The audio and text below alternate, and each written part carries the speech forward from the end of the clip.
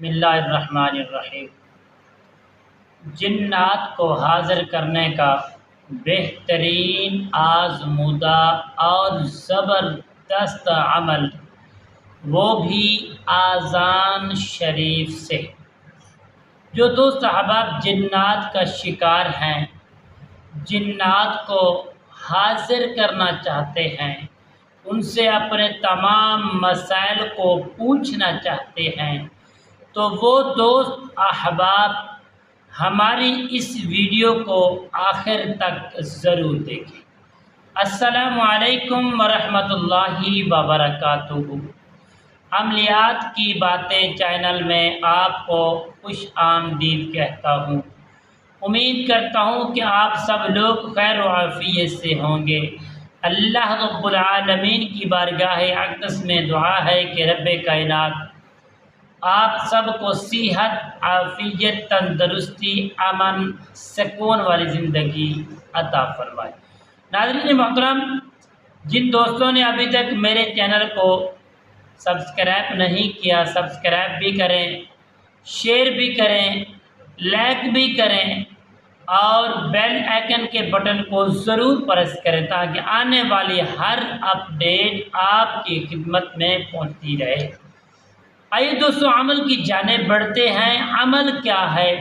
جو دوست احباب حاضرات کا شکار ہیں، اکثر چیزیں مسلط کی گئی ہیں یا کروائی گئی ہیں، پیارے دوستو وہ تنگ ہے، پریشان ہے، گھڑی گھڑی میں ان کی جو ہے حاضری ہو جاتی ہے، گھر کے تمام فرد جو ہیں پریشان ہو جاتے ہیں۔ تو ناظرین محترم، اب پریشان نہیں ہونا، اس عمل کو دل سے، محبت سے، خلوص سے، پیار سے کریں، انشاءاللہ آپ کو 100% کامیابی حاصل ہو۔ ناظرین محترم، آپ نے کرنا کیا ہے؟ جو آپ کا مریض ہے، حاضرات کا مریض ہے، اس کو آپ نے سامنے بٹھا لینا ہے، وضو کر لینا ہے، اپنے آپ کا ایک مرتبہ آیت الکرسی سے حصار بھی ضرور کر لینا ہے، بنا کسی خوف ڈر کے۔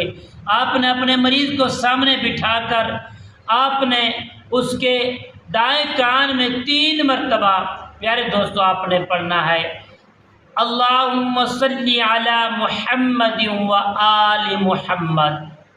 3 مرتبہ پڑھ کر آپ نے اس کے کان میں، دائیں کان میں دم کر لینا ہے پیارے دوستو۔ دم کرنے کے بعد آپ پیارے دوستو دوسرے الٹے کان میں آپ پیارے دوستو آذان شروع کر دیں گے۔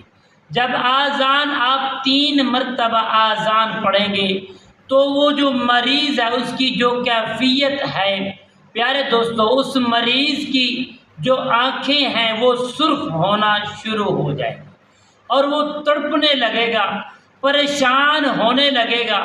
تو آپ نے سب سے پہلے دیکھیں پیارے دوستو، یہ نلکی ہے، یہ آپ نے لینی ہے، یہ آپ نے لے کر دیکھیں اس کے جو سر کے چوٹی کے بال ہیں، اس کے کچھ بالوں کے اوپر آپ نے یہ نلکی لپیٹ کے اس کو باندھ دینا ہے تاکہ وہ بھاگ نہ سکے۔ پیارے دوستو اس کے بعد 3 مرتبہ پڑھنے کے بعد آپ نے 11 مرتبہ آذان پڑھنی ہے اس کے کان میں، اور 11 مرتبہ آذان کے اندر پیارے دوستو آپ نے یہ 2 الفاظ ضرور استعمال کرنے ہیں جو صبح کی آذان میں ادا کیے جاتے ہیں۔